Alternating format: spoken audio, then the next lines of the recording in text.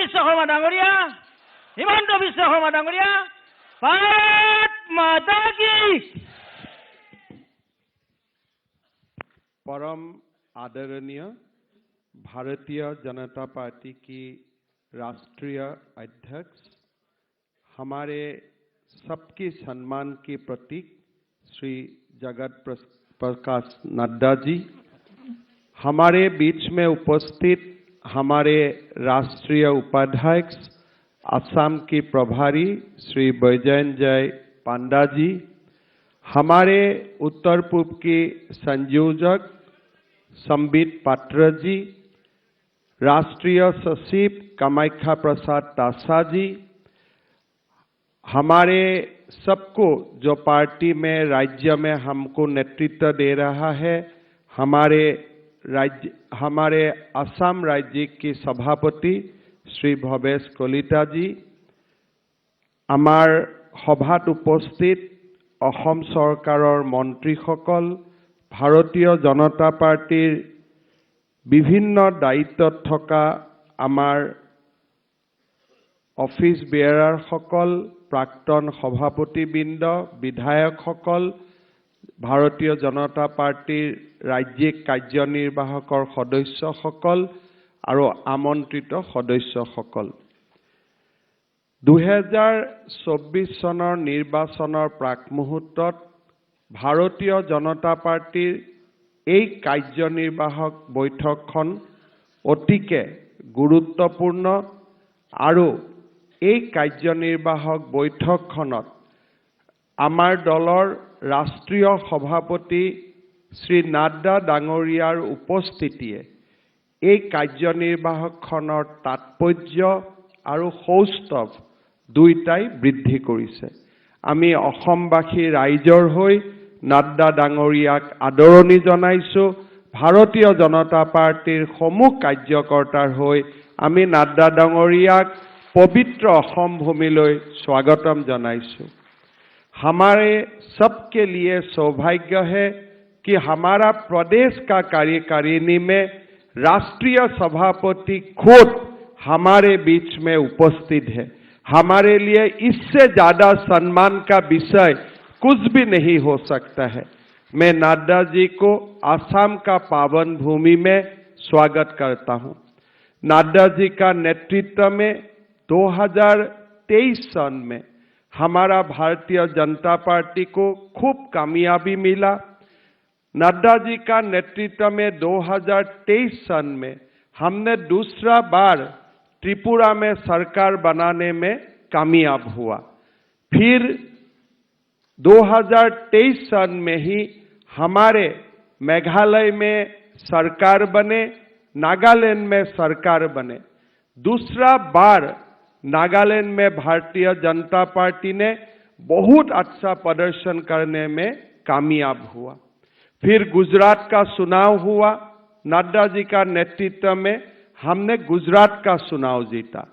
फिर हमारा चुनाव हुआ, हमारे राजस्थान में चुनाव हुआ, मध्य प्रदेश में चुनाव हुआ, छत्तीसगढ़ में चुनाव हुआ। हम तीनों स्टेट जीतने में कामयाब रहा। नड्डा जी का कुशल सांगठनिक नेतृत्व और प्रधानमंत्री मोदी जी का विशाल नेतृत्व में भारत ने दोबारा आस्था प्रकाश किया और ये विधानसभा चुनाव का जो हमारे जीत हुआ, ये जीत से ये एक प्रकार से कंफर्म हो गया है कि मोदी जी का नेतृत्व में हम लोग तीसरा बार सरकार गठन करेगा। मोदी जी तीसरा बार हमारे देश के प्रधानमंत्री बनेगा। मैं नड्डा जी को आपका कुशल सांगठनिक नेतृत्व के लिए मैं आपको बहुत बहुत धन्यवाद देता हूं, सम्मान देता हूं और असम का हर कार्यकर्ता का ओर से आपको अभिनंदन भी करता हूं। আজি आमार सकलो उपस्थित सदस्य, आमार ज्येष्ठजन, कनिष्ठजन, सतीर्थजन, आमी सकलोए जानो जे आरो मात्र केइटामान माह पिछतेই आमार राष्ट्रय लोकसभा निर्वाचनत अवतीर्ण हब। ভাৰতীয় জনতা পাৰ্টিৰ আমাৰ এক নেতৃত্ব আছে, আমাৰ এক আদৰ্শ আছে আৰু আমাৰ এক লক্ষ্য আছে। প্ৰধানমন্ত্ৰী নৰেন্দ্ৰ মোদী ডাঙৰীয়াৰ নেতৃত্ব এতিয়া কেৱল মাত্ৰ ভাৰততে সীমাবদ্ধ হৈ থকা নাই। প্ৰধানমন্ত্ৰী নৰেন্দ্ৰ মোদী ডাঙৰীয়া আজিৰ দিনটোত পৃথিৱীৰ ভিতৰতে আটাইতকৈ জনপ্ৰিয় ৰাজনৈতিক নেতা, আটাইতকৈ সমাদৃত ৰাজনৈতিক নেতা। তেখেতৰ সবল নেতৃত্বই আমাক আকৌ এবাৰ নিশ্চিত বিজয় দিব, তাত মোৰ কোনো সন্দেহ নাই। ভাৰতীয় জনতা পাৰ্টিৰ এইবাৰ লক্ষ্যই হ'ল আগলা বাৰ 400 পাৰ, 400 সিটো আমি অতিক্ৰম কৰি নৰেন্দ্ৰ মোদী ডাঙৰীয়াক ভাৰতৰ প্ৰধানমন্ত্ৰী আমি আকৌ এবাৰ নিৰ্বাচিত কৰিব লাগিব। অসম উত্তৰ পূৰ্বাঞ্চলৰ এখন ৰাজ্য আৰু যদি আমি গোটেই উত্তৰ পূৰ্বৰ প্ৰেক্ষাপটত চাওঁ, প্ৰায় 25খন আসন লোকসভাৰ নিৰ্বাচনত উত্তৰ পূবে অৰিহণা যোগায়। অসমৰ 14খন আসন লোকসভা নিৰ্বাচনৰ বাবে নিৰ্বাচন হয়। যোৱা বিধানসভা আৰু লোকসভা নিৰ্বাচনত, বিশেষকৈ লোকসভা নিৰ্বাচনত আমি 9খন আসনত বিজয়ী হ'বলৈ সক্ষম হৈছিলোঁ। এইবাৰ আমাৰ লক্ষ্য, আমি চেষ্টা কৰিব লাগিব যে 14খন আসনৰ ভিতৰত আমি যিমান পাৰোঁ বেছিকৈ আসন বিজয়ী হৈ আমি প্ৰধানমন্ত্ৰী নৰেন্দ্ৰ মোদী ডাঙৰীয়াৰ বিজয় যাত্ৰাত অসমবাসীয়ে অৰিহণা যোগাব লাগিব, অৱদান যোগাব লাগিব। ভাৰতীয় জনতা পাৰ্টিৰ কাৰ্যকৰ্তাসকলে তৃণমূল পৰ্যায়ৰ পৰাই আমি সংগঠন শক্তিশালী কৰিব লাগিব আৰু পুলিং বুথত শেষ বেলটটো কাষ্ট নোহোৱালৈকে আমি আমাৰ দায়িত্ব পালন কৰিব লাগিব। মই নিশ্চিতভাৱে ক'ব পাৰোঁ যে যোৱা 6টা মাহত আমি যি ধৰণে কাম কৰিছোঁ, বিটিআৰ হওক, কাজিৰঙা হওক, দৰং ওদালগুৰি হওক, বৰপেটা হওক, আমি যি ধৰণে প্ৰত্যেক সমষ্টিৰ প্ৰত্যেক বুথলৈ আমি গৈ আমাৰ সাংগঠনিক শক্তি বৃদ্ধি কৰিছোঁ, মই নিশ্চিত যে ভাৰতীয় জনতা পাৰ্টিৰ বিজয় ৰথ অসমত অব্যাহত থাকিব আৰু উজ্জ্বলৰ পৰা উজ্জ্বলতালৈ গতি কৰিব। আজি সমষ্টি পুনৰ নিৰ্ধাৰণৰ পিছত আমি প্ৰথমবাৰ ইয়াত সমবেত হৈছোঁ। প্ৰধানমন্ত্ৰী নৰেন্দ্ৰ মোদী ডাঙৰীয়াৰ আশীৰ্বাদত আৰু গৃহমন্ত্ৰী অমিত শ্বাহ ডাঙৰীয়াৰ মাৰ্গদৰ্শনত নিৰ্বাচনী আয়োগৰ প্ৰচেষ্টাত অসমত সমষ্টিসমূহৰ পুনৰ নিৰ্ধাৰণৰ কাম সমাপ্ত হ'ল। আমি যেতিয়া ৰাজ্যৰ শাসনলৈ আহিছিলোঁ, তেতিয়া আমি অসমীয়া জাতিক, অসমৰ সমাজ ব্যৱস্থাক আমি প্ৰতিশ্ৰুতি দিছিলোঁ যে আমি অসমৰ ৰাইজৰ ৰাজনৈতিক স্বাধীনতা আৰু আমাৰ যি ৰাজনৈতিক অধিকাৰ তাক আমি সুনিশ্চিত কৰিম। যোৱা নিৰ্বাচনত আমি ৰাইজক প্ৰতিশ্ৰুতি দিছিলোঁ যে ভাৰতীয় জনতা পাৰ্টি যদি শাসনলৈ উভতি আহে তেতিয়াহ'লে আমি অসমবাসীৰ অধিকাৰ আমি সুনিশ্চিত কৰিম। প্ৰধানমন্ত্ৰী মোদী ডাঙৰীয়াৰ নেতৃত্বত আজি অসমত যি ডিলিমিটেশ্যনৰ প্ৰক্ৰিয়া সমাপ্ত হ'ল, সেই প্ৰক্ৰিয়াই 106টালৈকে চিট আমাৰ খিলঞ্জীয়া, বৰাকৰ খিলঞ্জীয়াই হওক, ब्रह्मपुत्र खिलंजियाई हक तार बाबे सुरक्षित करिले। मैं नड्डा जी को बताना चाहता हूं कि प्रधानमंत्री मोदी जी का नेतृत्व में 2023 सन में जो सरकार ने, चुनाव आयोग ने जो डिलिमिटेशन का काम किया असम में, उनका परिणाम स्वरूप आज असम का 106 कॉन्स्टिट्यूएंसी हमारे इंडिजिनस लोगों के लिए सुनिश्चित हो चुका है। और ये जो भारतीय जनता पार्टी सरकार का जो अवदान है, इसको हमारा जाति, हमारा प्रदेश हमेशा विथ लॉट ऑफ ग्रेटफुल हमेशा इसको स्वीकृति देगा, ये मैं विश्वास करता हूं। थोड़ी दिन पहले अल्फा का शांति समझौता हुआ, उस समझौता में भी दो ऐसा क्लॉज का उल्लेख किया गया कि जो अभी डिलिमिटेशन हुआ उनका ही प्रिंसिपल आगे भी चलते रहेगा और एक कॉन्स्टिट्यूएंसी से एक कॉन्स्टिट्यूएंसी में जाकर वोटर बनने का पहले कोई सारा व्यवस्था को पूरा करना पड़ेगा। ये दोनों क्लॉज के लिए हमारा असम का भविष्य कम से कम 50 साल के लिए सुरक्षित हो चुका है। मैं प्रधानमंत्री मोदी जी और गृह मंत्री अमित शाह जी को असम वासियों का ओर से धन्यवाद देता हूं। আজি আমাৰ অসম ভাৰতৰ এখন অগ্ৰগামী ৰাজ্য। প্ৰতি বছৰে আমাৰ অসমৰ আৰ্থিক সচ্ছলতাই হওক বা অসমৰ সাংস্কৃতিক পৰিচয়ে হওক, আজি আমি বিশ্বৰ বৰসভালৈ লৈ যাবলৈ সক্ষম হৈছো। আজি লাচিত বৰফুকনৰ সৌৰভ সমগ্ৰ ভাৰততে বিয়পি পৰিছে। চৰাইদেউৰ মৈদাম ইউনেস্কোৰ ৱৰ্ল্ড হেৰিটেজ হোৱাৰ পথত আগবাঢ়িছে। আমাৰ বাপতি সাহোন বিহু আজি সমগ্ৰ ভাৰতবৰ্ষতে সমাদৃত হৈছে। এইবাৰ আমি আশা কৰিছো যে অহা বিধানসভাৰ যি আগন্তুক অধিৱেশন, সেই অধিৱেশনত আমি বৰপেটা, মাজুলী আৰু বটদ্ৰৱাক প্ৰটেক্টেড বেল্ট আৰু ব্লকলৈ ৰূপান্তৰ কৰি অসমীয়া জাতিৰ যি আমাৰ সন্মানৰ প্ৰতীক, সেই সন্মানৰ প্ৰতীকসমূহক আমি সুৰক্ষা কৱচ পিন্ধাবলৈ আমি সক্ষম হ'ম। আজি আমাৰ ৰাজ্যখনে প্ৰতিটো দিশতে আজি আমি নিৰন্তৰ গতিত আগবাঢ়িব পাৰিছো। 25খন মেডিকেল কলেজৰ সপোনেই হওক, এইমছৰ সপোনেই হওক, ব্ৰহ্মপুত্ৰৰ দুই পাৰে এখন নহয়, দুখন নহয়, তিনিখন নহয়, 4খন দলঙৰ সপোনেই হওক, মাজুলীক যোৰহাটৰ পৰাই হওক, লখিমপুৰৰ পৰাই হওক সংযোজিত কৰাই হওক, আজি অসমে প্ৰতিটো ক্ষেত্ৰতে এক तीव्र अर्थनैतिक गति रे धावमान होइसे।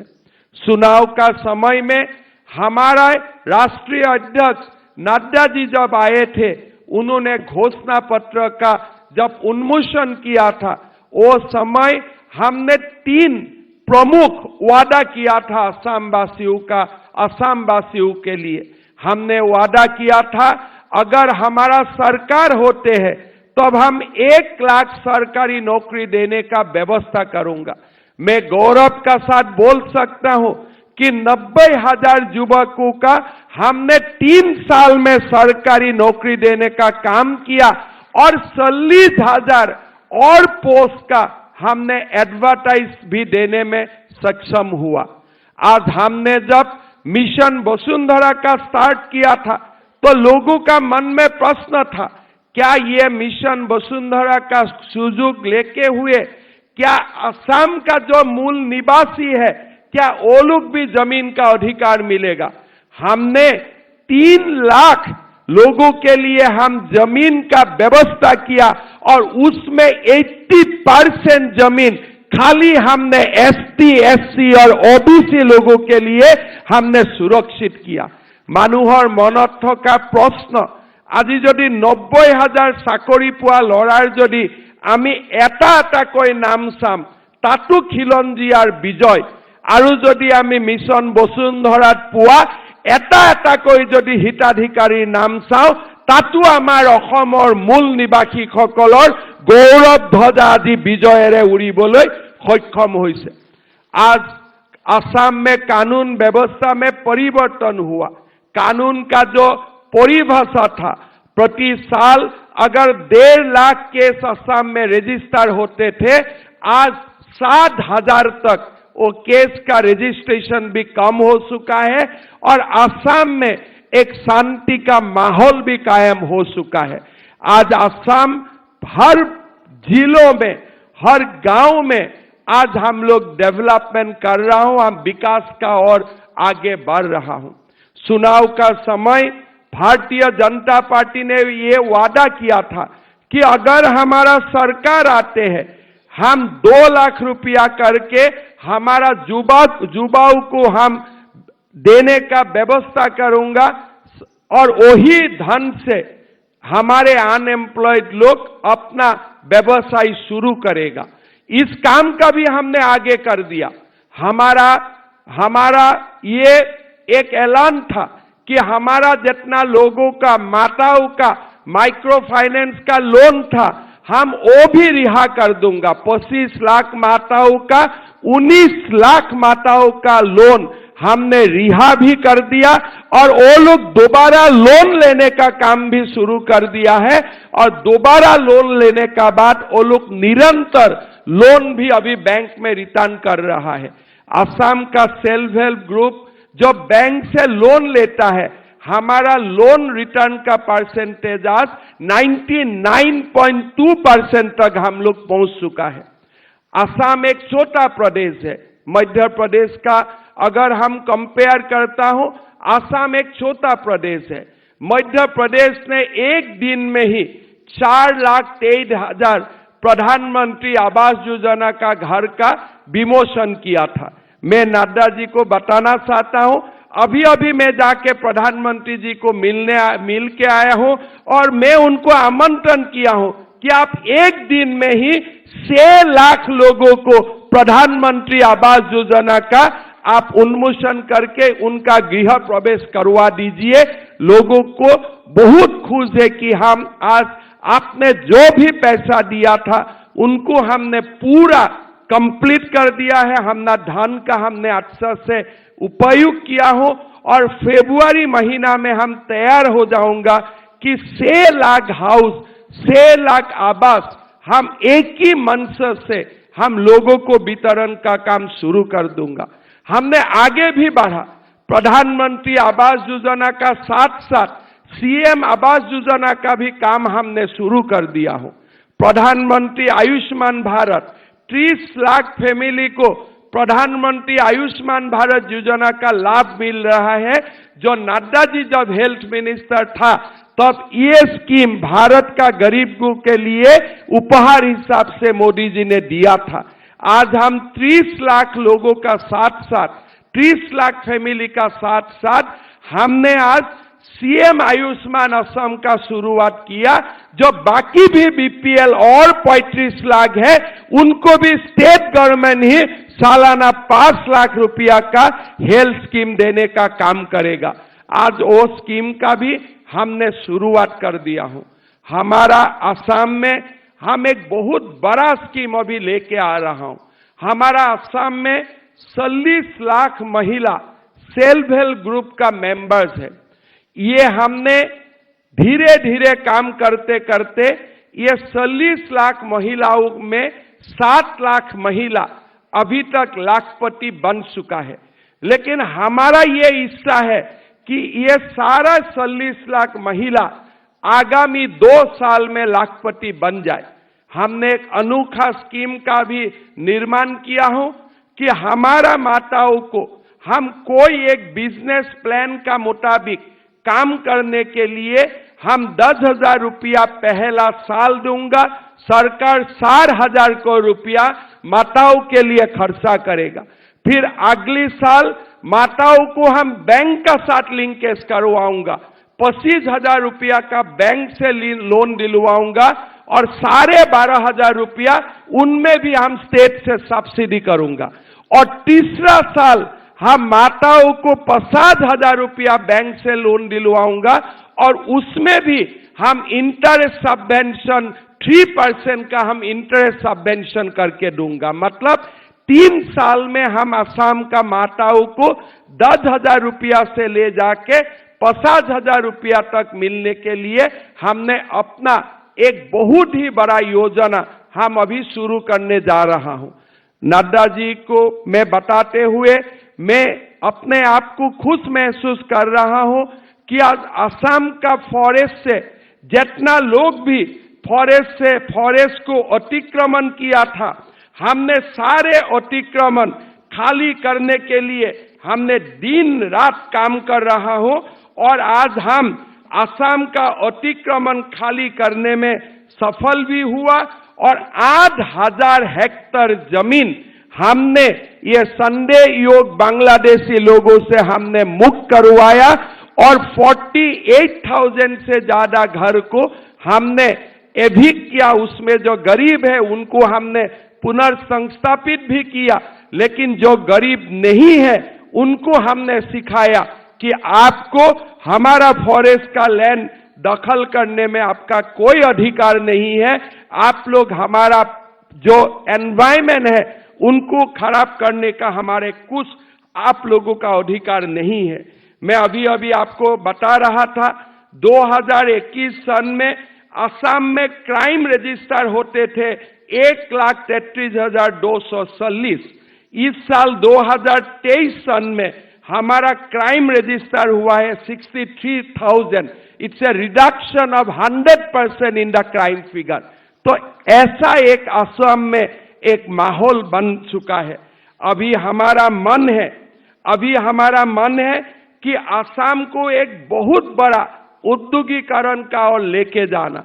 मैं आशा कर रहा हूं कि जनवरी फरवरी में असम के लिए और खुशी का खबर आएगा और असम में औद्योगिकरण का एक नया माहौल पैदा हो जाएगा, ऐसा हमारा विश्वास है और उस दिशा में हम लोग निरंतर काम कर रहा हूं। मैं आमार भारतीय जनता पार्टीर कार्यकर्ताসকলক अनुरोध करिब खोजो, অসমক আমি ভাৰতবৰ্ষৰ সৰ্বশ্ৰেষ্ঠ ৰাজ্যসমূহৰ মাজলৈ লৈ যাব লাগিব। আজি লাহে লাহে আমি দেখা পাইছো যে প্ৰত্যেকটো পৰ্যায়তে আজি ৰাষ্ট্ৰীয় প্ৰেক্ষাপটত আজি আমি উজলি উঠিবলৈ সক্ষম হৈছো। এই বছৰত অসমৰ জিডিপি 6.5 লাখ কোটি টকাত ভৰি দিব। মই বিশ্বাস কৰো 2026 চনলৈ অসমৰ জিডিপি 10 লাখ কোটি টকাত গৈ ভৰি দিব। যি ধৰণে আজি ভাৰত বিশ্বৰ পঞ্চম অৰ্থনীতি হ'বলৈ গৈ আছে, ঠিক সেই ধৰণে আজি আমিও দ্ৰুতগতিত আগুৱাই যাবলৈ প্ৰচেষ্টা কৰিছো। মই বিশ্বাস কৰো যে আমাৰ যি নিৰন্তৰ প্ৰচেষ্টা, সেই নিৰন্তৰ প্ৰচেষ্টাই আমাক ভাৰতৰ এখন সৰ্ববৃহৎ ৰাজ্যলৈ ৰূপান্তৰ কৰিব, তাত মোৰ কোনো সন্দেহ নাই। মই যেতিয়া বিধানসভাৰ নিৰ্বাচনৰ সময়ত ভাৰতৰ বিভিন্ন ৰাজ্যত গৈছিলো, যেতিয়া মই মোৰ ভাষণত কৈছিলো যে আমি 1 লাখ লোকক প্ৰথম 2 বছৰত চাকৰি দিছো, মোক কোনেও বিশ্বাস নকৰে। মই গুগলত প্ৰেছ কনফাৰেন্সত গুগলত সাৰ্চ কৰি যেতিয়া তাৰ লোকেল ৰিপৰ্টাৰক মই দেখুৱাই দিছো, অমিত শ্বাহজীৰ ফটো দেখুৱাই দিছো, এপইণ্টমেণ্ট লোৱা মিটিঙৰ ফটো, তেতিয়া তেওঁলোকে কষ্টৰে সৈতে বিশ্বাস কৰিছে যে অসমেও এনেকুৱা এখন ৰাজ্য হ'ব পাৰে আৰু অসমে আমাৰ এই ধৰণৰ দিক নিৰ্ণায়ক কাম কৰিব পাৰে। মই বিশ্বাস কৰো উত্তৰ পূৰ্বত প্ৰথম সূৰুজৰ কিৰণ পৰে, অৰুণোদয় আৰম্ভ হয় উত্তৰ পূবেৰে, আৰু এই উত্তৰ পূব আৰু অসমক আমি ভাৰতৰ অৰুণোদয় কৰিব লাগিব আৰু সেই দৃষ্টিৰে আমি নিৰন্তৰ আগুৱাই যাব লাগিব। আমাৰ সন্মুখত ৰাজনৈতিক প্ৰত্যাহ্বানো আছে আৰু এই ৰাজনৈতিক প্ৰত্যাহ্বানবিলাক আমি সংগঠনৰ দৃঢ় শক্তিৰে আমি মোকাবিলা কৰিব লাগিব। আজি অসমৰ ৰাইজৰ অজস্ৰ মৰম, অজস্ৰ আশীৰ্বাদ ভাৰতীয় জনতা পাৰ্টিৰ ওপৰত আছে। আজি কতো সন্দেহ নাই যে ভাৰতীয় জনতা পাৰ্টিৰ আজি দূৰ দূৰলৈ প্ৰতিদ্বন্দ্বী নাই, কিন্তু তাৰ পিছতো আমাৰ অসমত এনে এচাম লোক আছে, প্ৰতিটো দিনাই প্ৰতিটো মুহূৰ্ততে তেওঁলোকে কিছুমান অপপ্ৰচাৰৰ আশ্ৰয় ল'ব খোজে। আজি বহুত মানুহে অসমক আকৌ এবাৰ আন্দোলনৰ মুখলৈ লৈ যাব খোজে। বহুত মানুহে অসমৰ এই শান্ত সমাহিত এই প্ৰতিচ্ছবিটোৰ পৰিৱৰ্তে অসমক এক অশান্ত জৰ্জৰিত অঞ্চল কৰি ৰাখিব বিচাৰে। আমি বহুত মানুহ অসমত এচাম লোক আছে, কোনেও তাক বিশ্বাস কৰিব নোখোজে যে আমাৰ বড়ো সমাজেও ডিভাইড অসমৰ দাবী এৰি দিব। কোনেও বিশ্বাস কৰিব নোৱাৰে যে আজি বড়ো ভূমিত সভাৰ আহ্বান হয় ও মোৰ আপোনাৰ দেশৰ শুৱলা সংগীতৰে। আজি কোনো বিশ্বাস কৰিব নোখোজে যে বৰাক উপত্যকাৰ জিলা উপায়ুক্তৰ কাৰ্যালয়ত লাচিত বৰফুকনৰ প্ৰতিমূৰ্তি নিৰ্মাণ হ'ব পাৰে। আজি কোনেও বিশ্বাস কৰিব নোখোজে যে ডিমা হাছাৰ কাৰ্বি আলঙৰ দৰে জিলা এক শান্তিৰ দ্বীপলৈ পৰিৱৰ্তন হ'ব পাৰে। আজি কোনেও বিশ্বাস কৰিব নোখোজে যে এইখনেই অসম, যিখন অসমত যোৱা 3টা বছৰে আন্দোলনৰ মুখ নেদেখুৱাকৈ 3টা বছৰ পাৰ কৰিছে। আমাৰ এই শান্ত সমাহিত এই পৰিৱেশ বিনষ্ট কৰিবৰ বাবে নিৰন্তৰ ৰাজনৈতিক ষড়যন্ত্ৰও চলিব। কিন্তু ভাৰতীয় জনতা পাৰ্টিৰ কাৰ্যকৰ্তাসকলৰ সামূহিক শক্তিয়ে মই বিশ্বাস কৰোঁ সেই ৰাজনৈতিক ষড়যন্ত্ৰবোৰ উফৰাই থাকিব আৰু ভাৰতীয় জনতা পাৰ্টিৰ জয়ধ্বজা আমাৰ অসমত সগৌৰৱে সদায় উত্তোলিত হৈ থাকিব। ভাৰতীয় জনতা পাৰ্টিৰ কাৰ্যকৰ্তাসকলৰ দায়িত্বই হ'ল ৰাষ্ট্ৰ নিৰ্মাণ। ভাৰত আমাৰ মাতৃ, অসম আমাৰ মাতৃ। এই দুয়োগৰাকী মাতৃকেই ভাৰত মাতৃ আৰু অসম মাতৃক সকলো ফালৰ পৰা সুৰক্ষিত কৰাৰ আমাৰ দায়িত্ব। মই বিশ্বাস কৰোঁ ভাৰতীয় জনতা পাৰ্টিৰ কাৰ্যকৰ্তাসকলৰ সামূহিক শক্তিয়ে অসমত ভাৰতীয়তা আৰু আমাৰ অসমত আমাৰ যি অসমীয়াৰ দৰ্শন, আমাৰ যি অসমীয়াৰ শক্তি, তাক সদায় মহাবাহু ব্ৰহ্মপুত্ৰৰ দৰে শক্তিশালী কৰি ৰাখিব। বৰাক ব্ৰহ্মপুত্ৰৰ মাজত মিলনৰ সাঁকো সদায় নিৰ্মাণ হৈ থাকিব। জনজাতীয়, অনুসূচিত জাতি, আমাৰ অন্যান্য পিছপৰা জাতি, জাতি উপজাতি সকলোকে লৈ মহাপুৰুষ শ্ৰীমন্ত শংকৰদেৱ, স্বৰ্গদেউ চাওলুং চুকাফাৰ সেই বিশাল অসমখন, বৰ অসমখন আমি ইয়াতে নিৰ্মাণ কৰিম। বৰ অসমখনক আমি প্ৰতিপালন কৰিম আৰু বৰ অসমখনক ভাৰতবৰ্ষৰ ভিতৰতে এখন সৰ্বশ্ৰেষ্ঠ ৰাজ্যলৈ আমি ৰূপান্তৰ কৰিম। শ্ৰদ্ধাৰ কাৰ্যকৰ্তাসকল, ভাৰতীয় জনতা পাৰ্টিৰ বাবে 2024 চনতকৈ আটাইতকৈ স্মৰণীয় বৰ্ষ একোৱেই থাকিব নোৱাৰে। আমাৰ অগ্ৰজসকলে অযোধ্যাত ৰাম মন্দিৰ নিৰ্মাণৰ বাবে আন্দোলন কৰিছিল। আমাৰ অগ্ৰজসকলে কৰ সেৱা কৰি ৰাম মন্দিৰৰ সপোন দেখিছিল।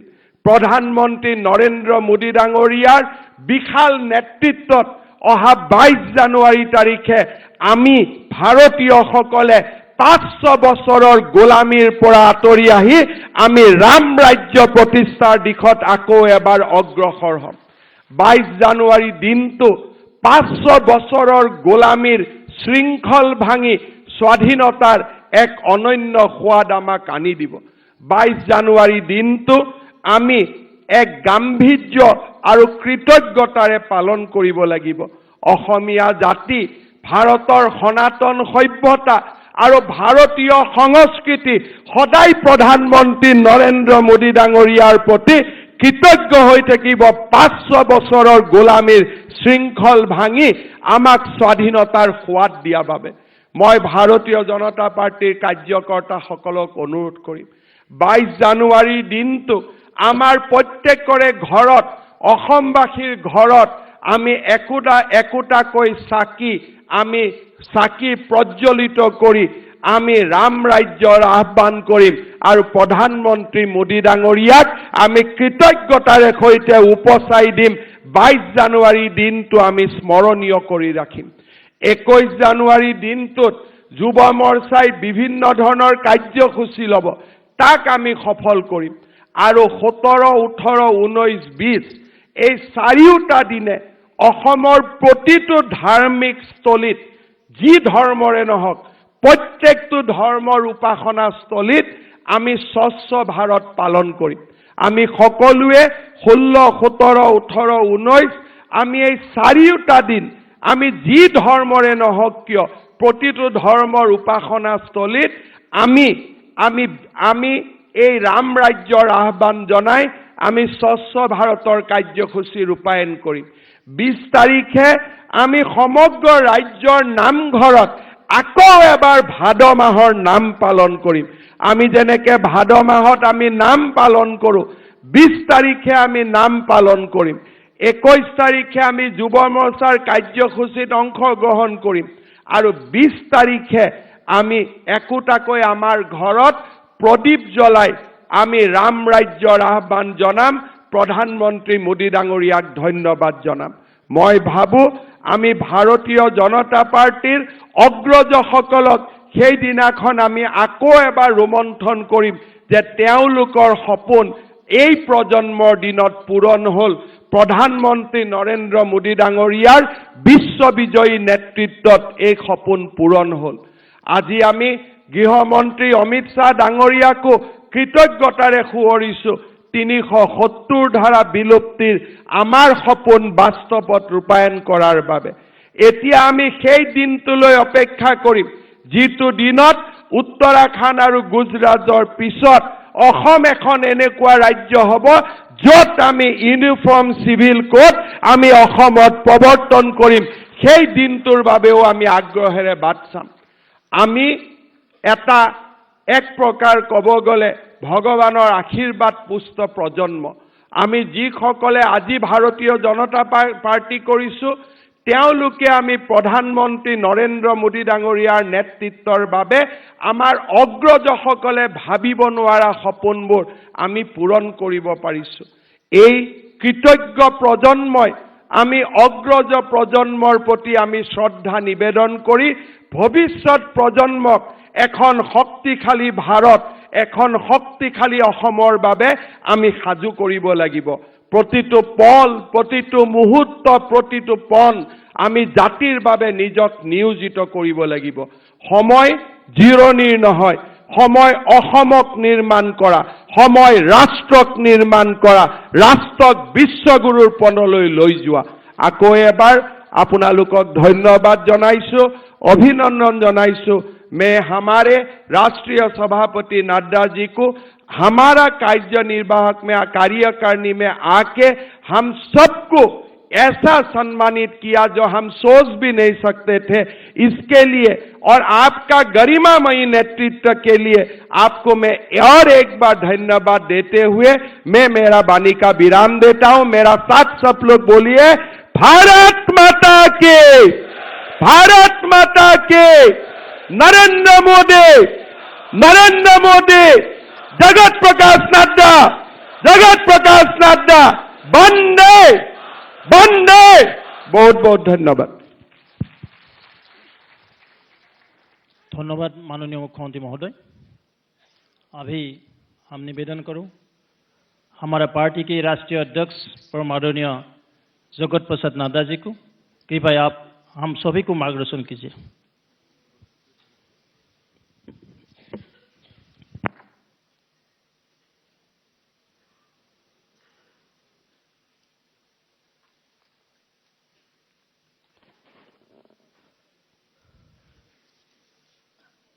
आज के इस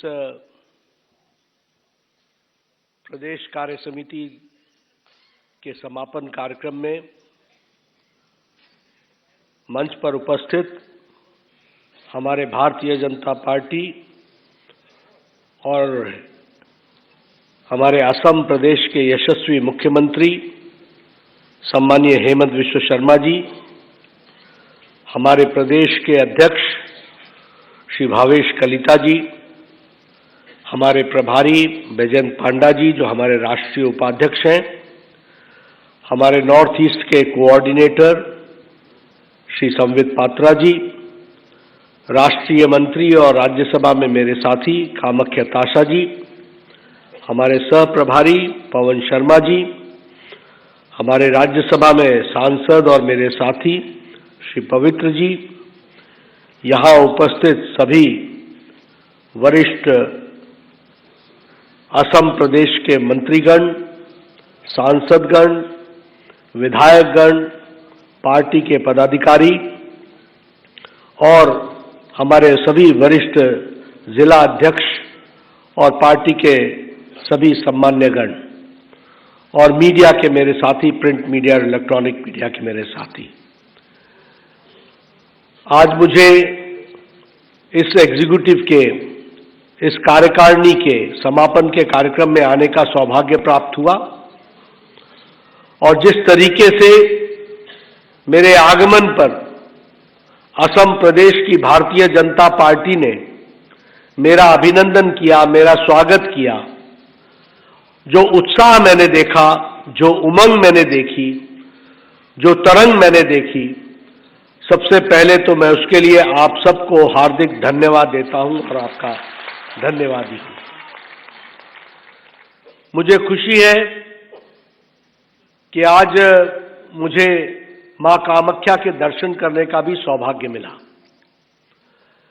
जब मैं मां कामाख्या की भूमि पर आया हूं तो आप सबके साथ मिलकर माता के चरणों में शीश झुकाकर अपनी बात को प्रारंभ करता हूं और मां कामाख्या को याद करता हूं। आने वाले समय में बिहू का उत्सव आने वाला है। माघ बिहू के लिए आप तैयारी कर रहे हैं और मैं रास्ते में देख रहा था कि तरह तरह से माघ बिहू की तैयारी हो रही है। मैं आपको बिहू की भी हार्दिक बधाई और शुभकामनाएं देता हूं। ये भूमि धर्म की भूमि है, कर्म की भूमि है, राष्ट्रीयता की भूमि है, कला की भूमि है, संस्कारों की भूमि है। ऐसी भूमि को, अहम प्रदेश को मैं नमन करता हूं। जब मैं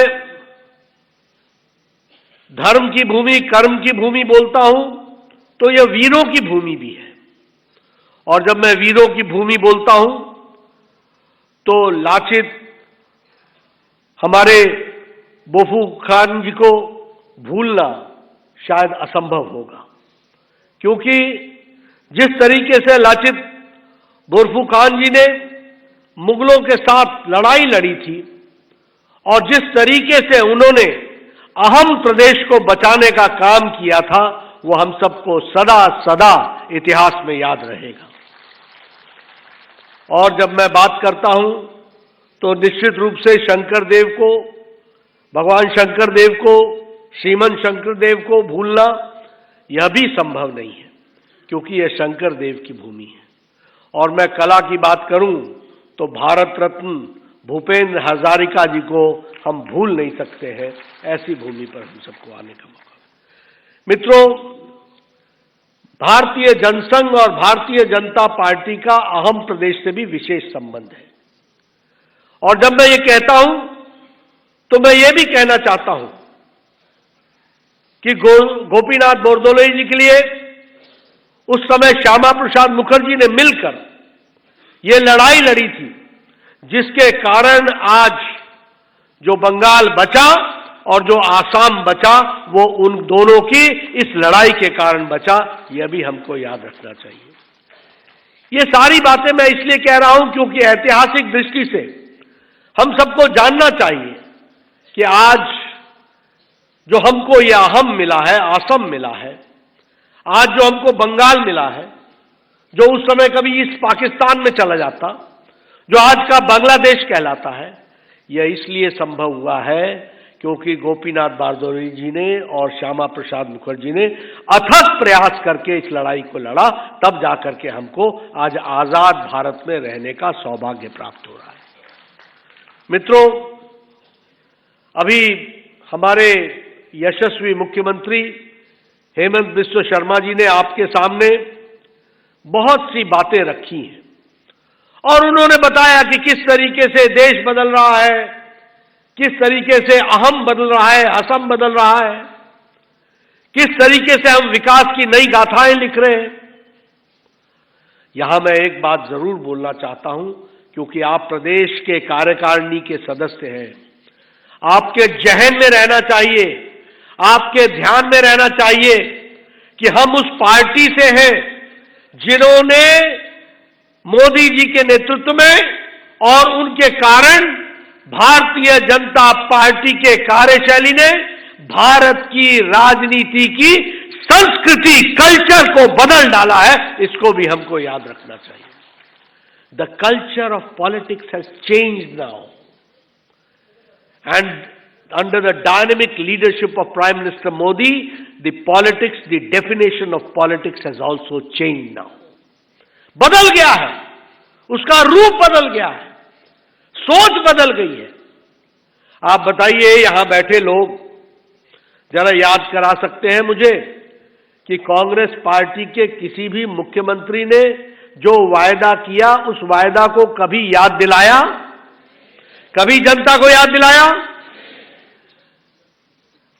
मैनिफेस्टो छापो, वायदे करो, सरकार में आओ, 5 साल मौज करो, फिर सरकार के लिए नए वायदे करो, नए सपने दिखाओ और लोगों को लुभाओ और फिर से सरकार में आओ। यही कल्चर था। बोलिए, मैं ठीक बोल रहा हूं कि गलत बोल रहा हूं? कभी आपने स्वर्गीय तरुण गोगोई को सुना कि उन्होंने कभी कहा हो कि जो हमने कहा था वो हमने कर दिया है?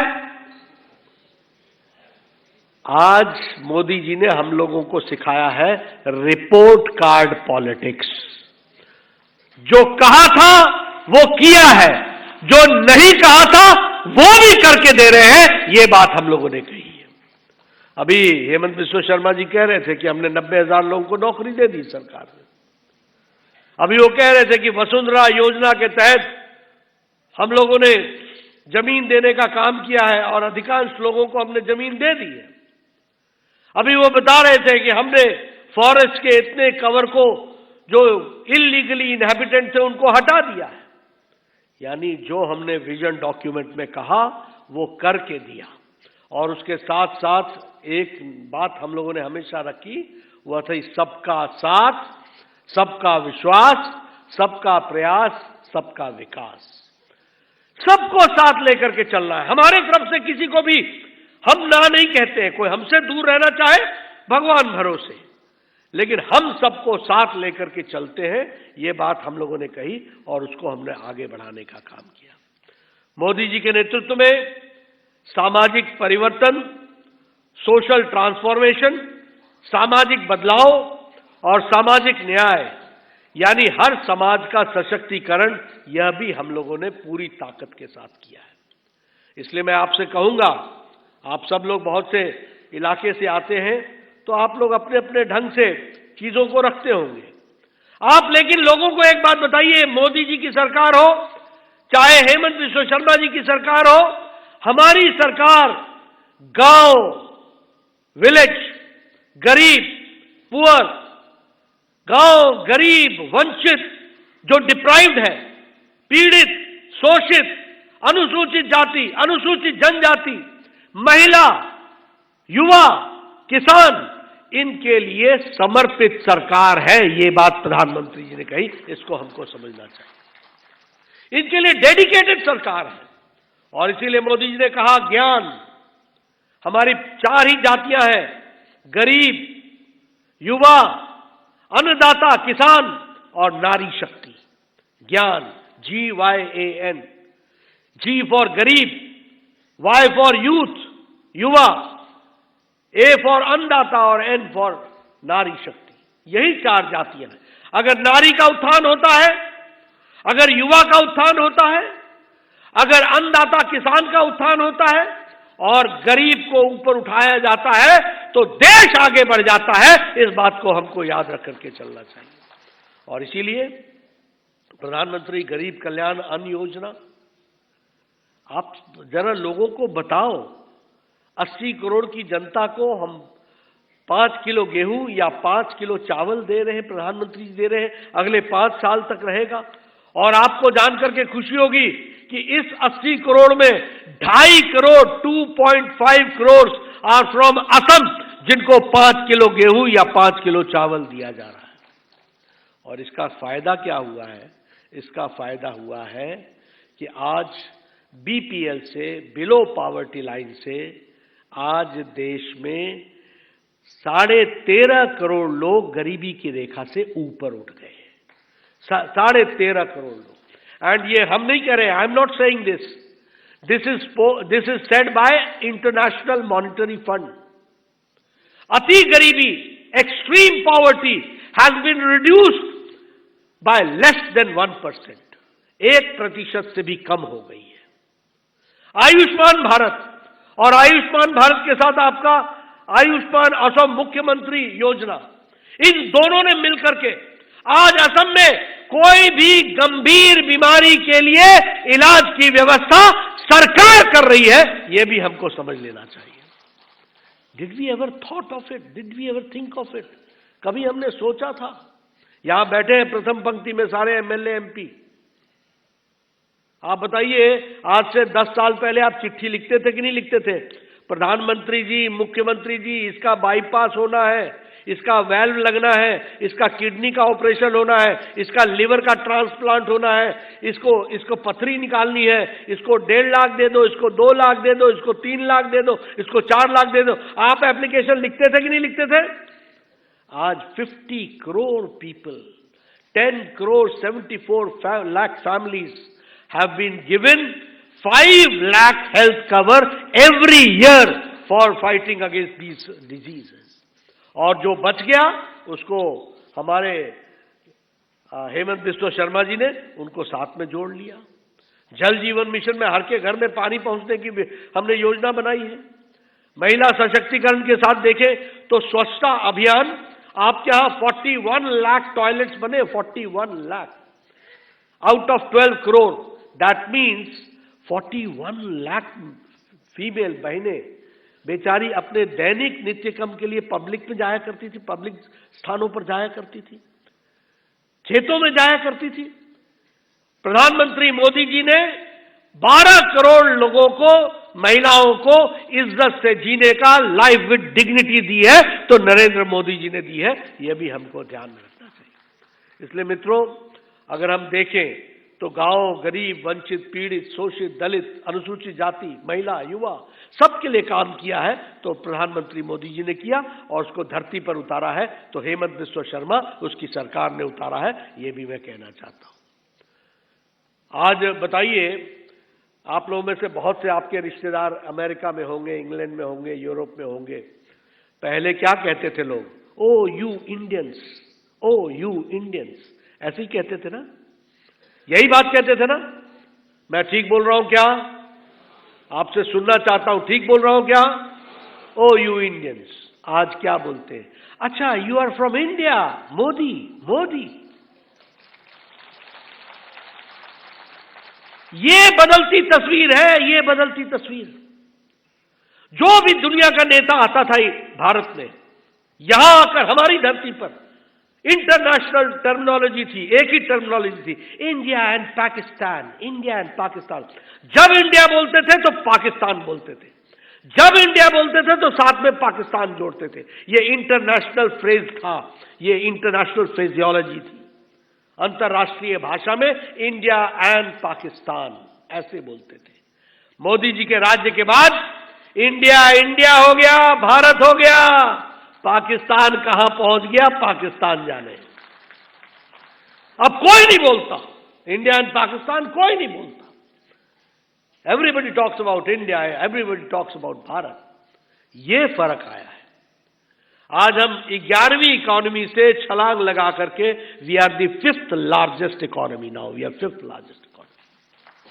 और किसको हरा के, किसको ओवरटेक किया है? ब्रिटेन को, जिसने हमारे देश को 200 साल राज किया, उसको ओवरटेक किया। और आप 2024 में फिर से मोदी जी को लाएंगे और 2027 में India will become the 3rd economic power in the world, 3rd economic power. यह हमारा ट्रांसफॉर्मेशन है। आपके पास मोबाइल है, सबके पास। 10 साल पहले आपके मोबाइल पे लिखा होता था मेड इन चाइना। आज 97% mobiles are being manufactured in India, उसमें लिखा है मेड इन इंडिया। 97%। एप्पल भी अब मेड इन इंडिया का मिल रहा है। स्टील में हम नंबर 4 से नंबर 2 में पहुंच गए। ऑटोमोबाइल मार्केट में हम नंबर 3 पर पहुंच गए। फार्मास्यूटिकल्स में देश का, दुनिया का सबसे सस्ता और इफेक्टिव दवा बनाने वाला भारत बन गया। 108% हमारा एक्सपोर्ट बढ़ गया। हमारा पेट्रोकेमिकल्स 136% बढ़ गया। और अगर हम इंफ्रास्ट्रक्चर की बात करें तो आप देखेंगे कि सड़कों की जाल इस साल मोदी जी के नेतृत्व में 10 लाख करोड़ रुपए only being spent on infrastructure, roadways, airways, waterways, हर एक तरीके से विकास के लिए एक नए तरीके से जोड़ने का प्रयास चल रहा है। आप बताइए, मोदी जी के आने के बाद नॉर्थ ईस्ट मेन स्ट्रीम में आया है कि नहीं आया है? आया है कि नहीं आया है? सबसे ज्यादा प्रधानमंत्री अगर नॉर्थ ईस्ट आए हैं तो देश में आजादी के बाद नरेंद्र मोदी जी है कि नहीं है?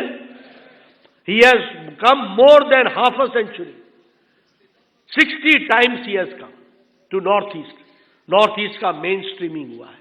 और इतना ही नहीं, आप बताइए, United Liberation Front of Assam के साथ समझौता 2023 में हुआ कि नहीं हुआ? पीस आया कि नहीं आया? डीमा हसाओ पीस पैक्ट हुआ कि नहीं हुआ? उसी तरीके से बोडो अकॉर्ड हुआ कि नहीं हुआ? 5 दशक 50 ईयर्स से ये प्रॉब्लम चल रहा था, 5 दशक में हुआ कि नहीं हुआ? उसी तरीके से ब्रू रियांग का एग्रीमेंट ये हुआ कि नहीं हुआ? कार्बी एंगलोंग का एग्रीमेंट हुआ कि नहीं हुआ? यानी जो जो नॉर्थ ईस्ट के प्रॉब्लम्स थे वो सारे नॉर्थ ईस्ट के प्रॉब्लम्स को रिजॉल्व करने का काम किया तो मोदी जी की सरकार ने किया। यह भी हमको ध्यान रखना है। आपके असम का मेघालय से बॉर्डर डिस्प्यूट उसको सॉल्व किया कि नहीं? असम का अरुणाचल प्रदेश से बॉर्डर डिस्प्यूट सॉल्व किया कि नहीं किया? हर एक दृष्टि से। और फाइनेंशियली अगर आप देखिए तो 10% of the Indian budget is being spent in North East for development, that we have to understand. इस तरीके से विकास की हमने ये कहानी।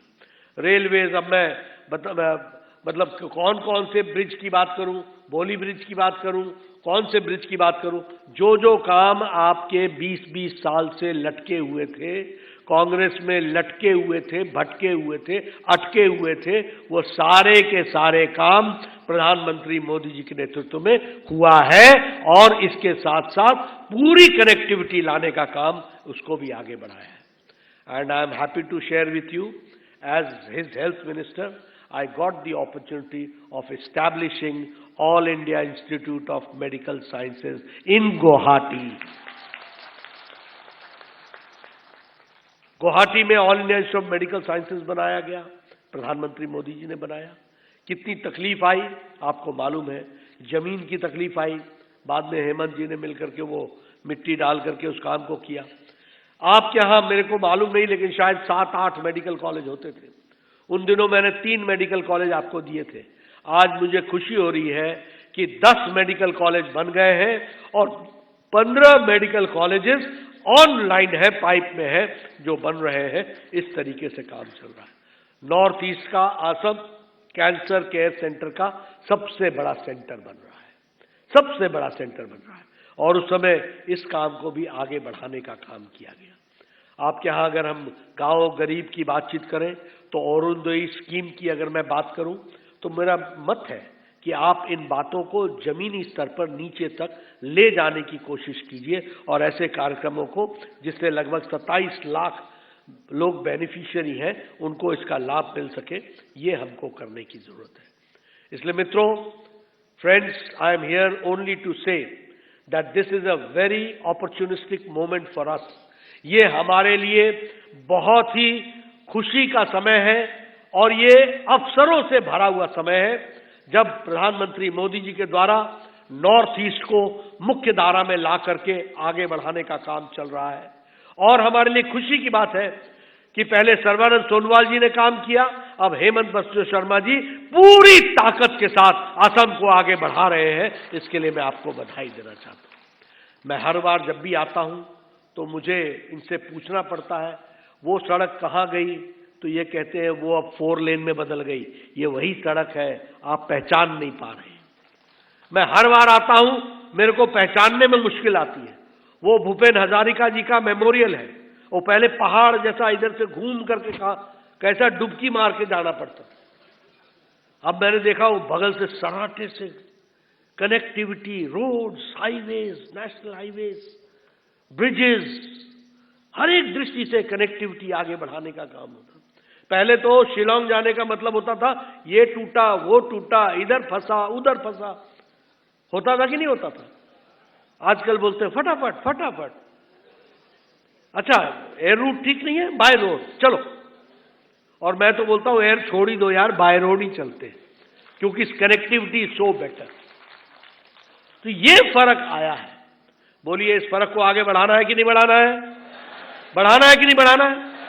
बढ़ाना है तो फिर कमल को संभाल के रखना है और आगे बढ़ाना है। मित्रों, मैं किसी शुभ लक्षण पर, शुभ अवसर पर, अब बिहू आ रहा है, ऐसे समय पर मैं कोई बहुत अपवित्र चर्चा, जिसको बोलते हैं इनऑस्पिशियस चर्चा नहीं करना चाहता, लेकिन क्या करूं, अब हमारे वो कांग्रेस के साथियों ने नॉर्थ ईस्ट को ही चुन लिया, न्याय यात्रा, भारत जोड़ो न्याय यात्रा। मैंने कहा ये तो भारत तोड़ो अन्याय यात्रा है, ये भारत तोड़ो अन्याय यात्रा है। और देखो, वो क्या कहते हैं, 70 चूहे खा के बिल्ली चली हज को, है ना मुहावरा है।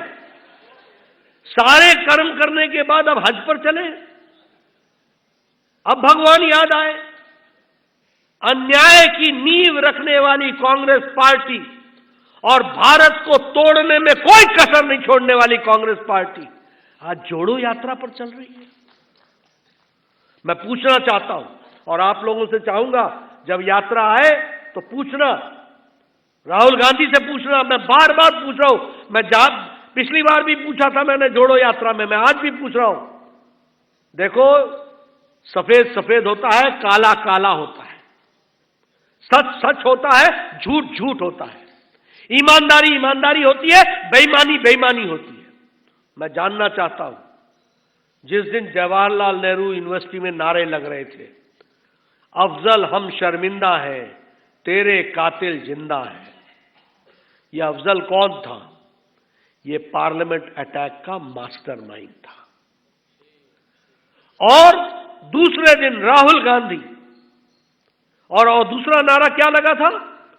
भारत होंगे तेरे टुकड़े टुकड़े, इंशाअल्लाह इंशाअल्लाह। और दूसरे दिन राहुल गांधी जवाहरलाल नेहरू यूनिवर्सिटी में जाकर इन विद्यार्थियों के साथ खड़े हो गए और कहा एफआईआर नहीं लॉन्च होनी चाहिए। बोलो, ये भारत जोड़ रही है, तोड़ने वाले थे? कभी इन्होंने माफी मांगी? देश से माफी मांगी? ऐसे लोग भारत जोड़ेंगे? और अफजल हम शर्मिंदा है, तेरे कातिल जिंदा है। कातिल कौन हुआ? सुप्रीम कोर्ट का जज जिसने फांसी की सजा सुनाई। कातिल कौन हुआ? भारत के राष्ट्रपति प्रणब मुखर्जी जी, जिन्होंने माफ नहीं किया, वो कातिल हो गए। ऐसे लोग न्याय यात्रा पर चले, जोड़ो यात्रा पर चले। ये मैं आपके सामने जरूर बताना चाहूंगा, ये भी हम आपको बताना चाहते हैं। अभी ये न्याय की बात करते हैं, आप बताइए, ओबीसी का ये नारा लगाते हैं कि नहीं लगाते हैं? लगाते हैं ना, पिछड़ा वर्ग का नारा लगाते हैं कि नहीं चल लगाते हैं? इन्होंने कहा कि नहीं कहा सब मोदी चोर हैं? कहा कि नहीं कहा सब मोदी चोर हैं? और ये कहा कि नहीं कहा मैं माफी नहीं मांगूंगा? कहा कि नहीं कहा? कोर्ट के सामने कहा मैं माफी नहीं मांगूंगा। अब ये ओबीसी के समर्थक हो गए, जो ओबीसी को गाली दे, जो ओबीसी को गाली दे के माफी नहीं मांगे, और ये ओबीसी की बात करते हैं। जवाहरलाल नेहरू के टाइम पे काका कालेलकर की रिपोर्ट पड़ी रही और उसको जवाहरलाल नेहरू ने 7 साल तक ठंडे बस्ते में डाले रखा, जब तक वो इस दुनिया से सिधार नहीं गए। मिसेस गांधी ने मंडल कमीशन, राजीव गांधी ने मंडल कमीशन, 20-20 साल हाथ नहीं लगाया उसको। और आज जब 90 के बाद मंडल कमीशन लागू हुआ और ओबीसी की बात हुई, ओबीसी को संवैधानिक स्टेटस किसने दिया? ओबीसी को संवैधानिक स्टेटस प्रधानमंत्री मोदी जी ने दिया, यह भी हमको याद रखना चाहिए। इसलिए आपने कोई कम अन्याय किया है कि किस तरीके का न्याय आपने किया है, कोई भूल सकता है आपको? राजीव गांधी ने पार्लियामेंट में कहा था, न जात को न पात पर, ये पार्लियामेंट में कहा था। वो आज ओबीसी के हिमायती बन रहे हैं। यानी वोट चाहिए इनको, वोट वोट वोट, किसी भी तरीके से आ जाए, कोई भी नारा लगा दो, कुछ भी कर लो, वोट के खातिर ये किस तरीके से करते हैं वो सब भी हम सबको ध्यान में है। आप बताइए, अनुसूचित जाति की बात करते हैं, अंबेडकर कौन थे? अंबेडकर कौन थे? अंबेडकर को पार्लियामेंट में आने से किसने रोका? जवाहरलाल नेहरू ने रोका। कांग्रेस ने कैंडिडेट उनके खिलाफ खड़ा किया, कैबिनेट से उनको जाना पड़ा। जो भारत के संविधान के निर्माता कहते हैं, जिनको हर समय हम पूछते हैं, जिसकी हम दुहाई देते हैं, उसको पार्लियामेंट में आने से रोकने का काम जवाहरलाल नेहरू ने किया था। आज न्याय यात्रा निकाल रहे हो। इतना अन्याय करने के बाद, इतना अन्याय करने के बाद, अनुसूचित जाति के साथ जो तुमने अन्याय किया है उसको कोई भूल सकता है? आपको जानकर आश्चर्य होगा, और मैं बार बार लोगों को याद दिलाता हूं, आर्टिकल 356 के तहत 90 बार चुनी हुई सरकारों को गिराने का काम किया तो कांग्रेस पार्टी ने किया। चुनी हुई सरकारों 90 टाइम्स, 90 बार। जवाहरलाल नेहरू ने 8 बार गिराई सरकार। इंदिरा गांधी ने सारे रिकॉर्ड तोड़ दिए। स्वर्गीय इंदिरा गांधी ने 51 टाइम्स चुनी हुई सरकारों को गिराया, 51 टाइम्स। राजीव गांधी ने 6 बार, मनमोहन सिंह ने 12 बार। ये आज न्याय यात्रा निकाल रहे हैं चुनी हुई सरकारों को। कल को हेमंत बिस्वा शर्मा की सरकार को कोई गिरा दे, यह न्याय नहीं है क्या? चुनी हुई सरकार नहीं है क्या? लोगों ने नहीं चुना है क्या? आज न्याय यात्रा निकाल रहे हो। इतना अन्याय करने के बाद यह बात भी हम सबको ध्यान में रखनी चाहिए। और तो और छोड़ो, आप बताओ 1984 में सिखों का राइट हुआ था कि नहीं हुआ था? हुआ था कि नहीं हुआ था? कत्लेआम हुआ था कि नहीं हुआ था? 84 के दंगे हुए थे कि नहीं हुए थे? हजारों सिख मारे गए थे कि नहीं मारे गए थे? उस समय क्या स्टेटमेंट दी थी राजीव गांधी ने? जब बड़ा पेड़ गिरता है तो धरती हिलती है। आप बताइए, ये न्याय यात्रा निकालेंगे इतना अन्याय करने के बाद? आज दिन तक माफी नहीं मांगी है। मैं चाहूंगा कि जब राहुल गांधी यहां पर यात्रा लेके आए तो आप पूछिए उससे कि सन 84 के दंगों के बारे में तुमको क्या कहना है, क्या तुमको उससे माफी मांगनी है कि नहीं मांगनी है? और उसी तरीके से अगर हम बात करें तो क्या शाहबानू का केस याद है आपको? आपको शाहबानू का केस याद है ना? राजीव गांधी ने कानून बदल करके वो शाहबानू को जो न्याय मिला हुआ था उस न्याय को भी अन्याय में परिवर्तित करने का काम किया। तो राहुल गांधी के पूज्य पिताजी राजीव गांधी ने किया। शाहबानू के केस में कोर्ट ने उनको कहा था कि उनको न्याय मिलना चाहिए, उनको राहत मिलनी चाहिए। कानून बदल डाला वोट बैंक की राजनीति के खातिर, अपीजमेंट के खातिर, तुष्टीकरण के खातिर कानून बदल डाला। आज न्याय की बात करते हैं शाहबानों के साथ अन्याय करने के बाद। भारत तोड़ो यात्रा की अगर मैं बात करूं तो आप कोई भी किस्सा उठा लीजिए, कभी भी आप उठा लीजिए, आपके ध्यान में आएगा। मैं आपसे पूछना चाहता हूं, कोई बता सकता है कि Congress party of India, Indian national Congress और कम्युनिस्ट पार्टी ऑफ चाइना में क्या समझौता हुआ है? कोई बता सकता है? एक गुप्त समझौता 2 पार्टियों में, और उनकी पार्टी यानी सरकार और हमारी पार्टी यानी एक इंडियन नेशनल कांग्रेस, एक पॉलिटिकल पार्टी, समझौता हो जाता है। तुम भारत जोड़ने चले हो, तुम भारत जोड़ने नहीं चले हो, तुम भारत तोड़ने चले हो। इस बात को हम सब लोग जानते हैं, अच्छी तरीके से जानते हैं। मैं यहां आपको यह भी बताना चाहता हूं कि अगर ये जिस तरीके से इन लोगों ने सारी योजनाएं बना करके ये भारत को जिस तरीके से कमजोर करने, अभी का उदाहरण ले लें, अगर अब मालदीव्स के 3 मंत्रियों ने प्रधानमंत्री मोदी जी के माध्यम से भारत पर टिप्पणी की कि नहीं की? और मल्लिकार्जुन खड़गे, कांग्रेस के नेता, कहते हैं मोदी जी को हर चीज पर्सनल नहीं लेनी चाहिए। यानी देखो, राष्ट्र मोदी जी जब भारत के प्रधानमंत्री पर नवाज शरीफ ने यह कहा था कि यह देहाती औरत की तरह है, तो मोदी जी ने गरज करके कहा था यह हमारे 125 करोड़ देशवासियों का प्रधानमंत्री है, कोई इस तरीके से नहीं कह सकता है, देश के साथ खड़े हुए थे। लेकिन ये आज मालदीव्स के उनके राष्ट्रपति को उसको 3 मंत्री बर्खास्त करने पड़े।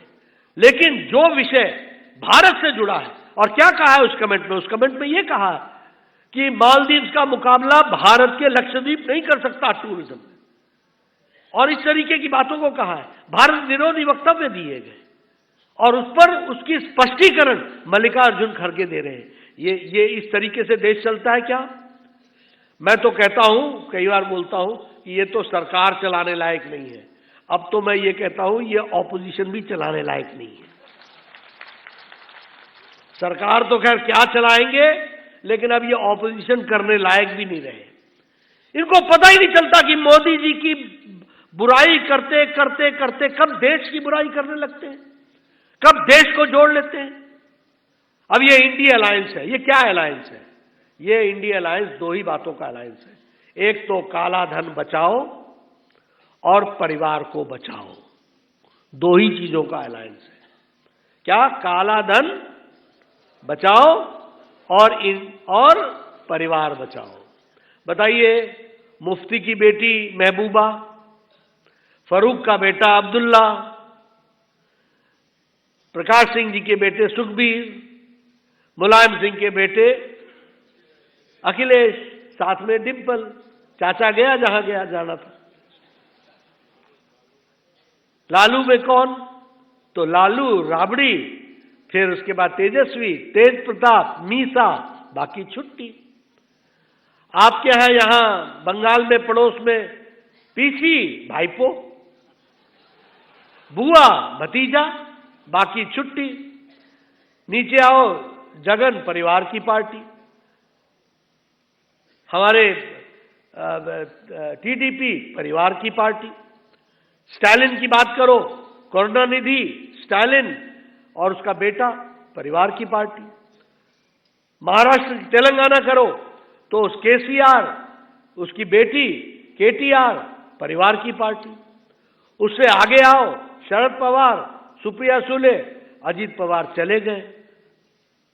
ये सब अपने बेटे बेटियों को बचा रहे हैं। अब आप दूसरी बात बताओ, सबके ऊपर सीबीआई के केसेस हैं कि नहीं है? है कि नहीं है? सबके काले धन के डिस्प्रपोर्शनेट ऑफ प्रॉपर्टी है कि नहीं है?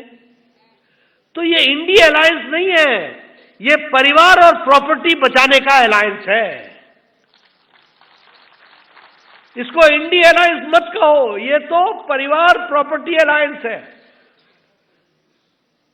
तुम मेरी पीठ खुजलाओ, मैं तुम्हारी पीठ खुजलाता हूं। तुम मेरी पीठ सहलाओ, मैं तुम्हारी पीठ सहलाता हूं। तुम मेरा साथ दो, मैं तेरा साथ देता हूं। कोई इनको भारत से लेना देना नहीं है, कोई लेना देना नहीं है। आप बताइए, ऐसे लोगों को आगे आने देना है क्या? आने देना है क्या? इनको प्रजातांत्रिक तरीके से जवाब देने की आवश्यकता है कि नहीं है? और 2024 में मोदी जी के आकर के फिर से बीजेपी, फिर से भारत को आगे बढ़ाने का काम करना है कि नहीं करना है? स्टेबिलिटी लानी है कि नहीं लानी है? ये सब कुछ अगर लाना है तो हमें अपनी जिम्मेवारी निभानी है। और अब जाओ, चौक चौराहे पर खड़े होकर के बहस करो, चर्चा करो, लोगों से पूछो उनको किस तरीके से इन लोगों ने सरकारें चलाई है, किस तरीके से इन लोगों ने मौज बनाया है, किस तरीके से इन्होंने देश को खतरे में डाल करके अपना शासन चलाया है, किस तरीके से तुष्टीकरण की राजनीति की है।